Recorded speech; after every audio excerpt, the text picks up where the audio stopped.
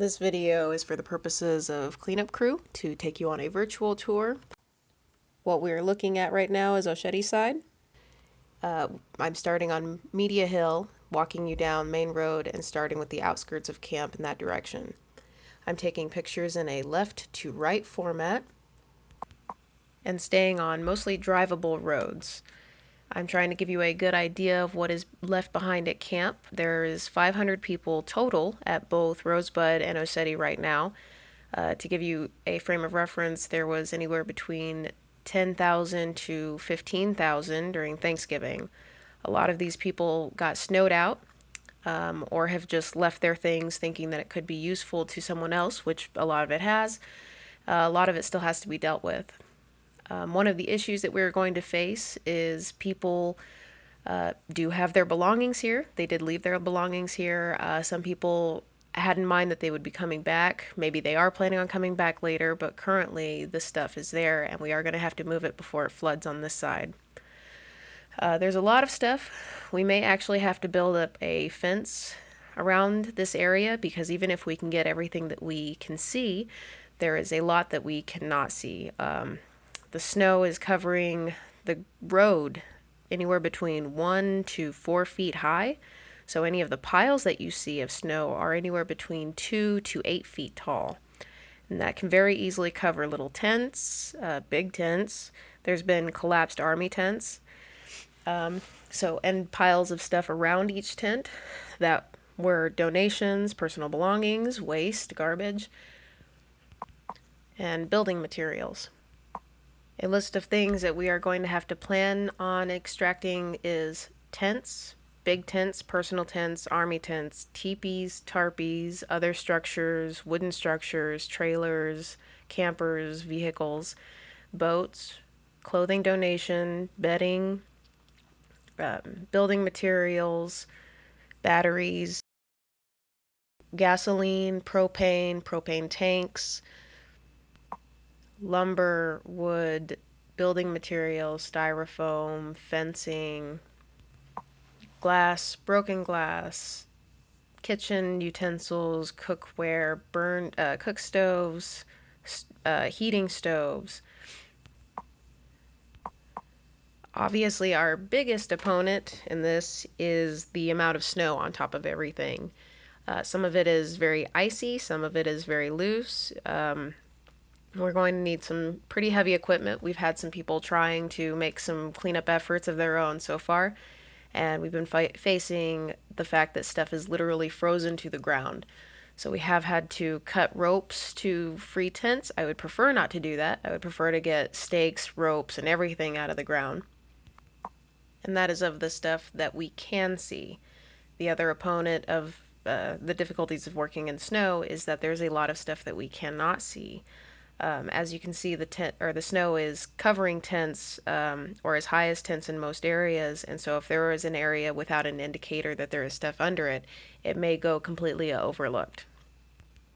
Unless we have crew large enough and equipment that can actually go through and clear snow into piles where we know there is nothing, so that we can make sure that we get to almost down to ground level and make sure that we've cleared out anything that could potentially flood into the river when the snow melts.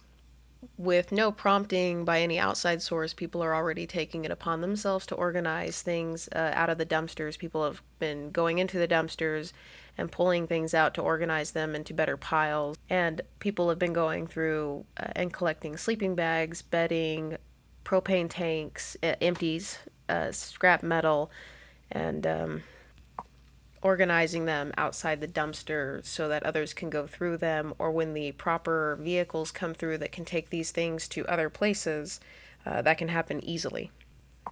As far as extracting these resources and materials, a lot of the things that got donated to us this Christmas were donations that would have normally gone to Native American reservations and shelters outside of Standing Rock that did not go there. So any of our excess materials or overwhelming donations can actually get sent out to other reservations, shelters, people who need it, serving multiple purposes in one truckload. Anybody wanting to join the cleanup efforts are assuming their own liability, as this is dangerous. These are very cold temperatures, and we are going to have to be going into tents that have fallen or are trying to fall. So, again, this is very dangerous. Do not come if you are going to sue the camps for getting hurt.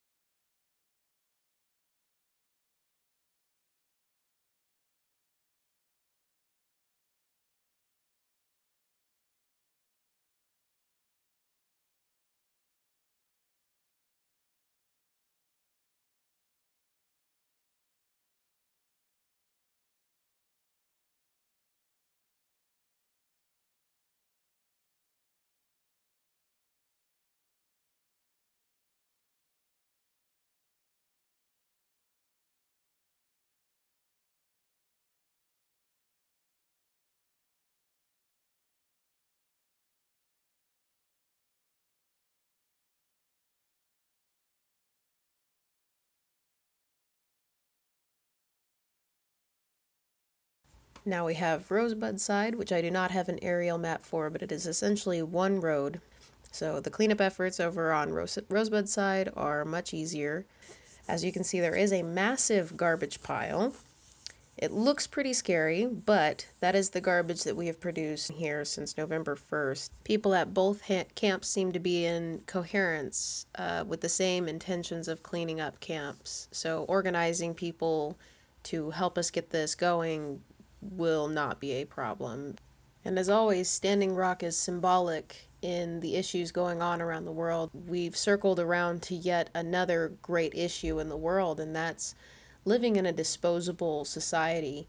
We look around and we are blessed that we can see our garbage that we've created, whereas the rest of the world doesn't see it. It gets taken off somewhere and it's gone. And I'm looking around and I am hopeful and optimistic that it's going to encourage people to take steps into a less disposable world, using and reusing materials in a smart way, down to what we do with our human waste. So I have no doubt that Standing Rock will again blow the world away with the message of hope, strength, and solidarity.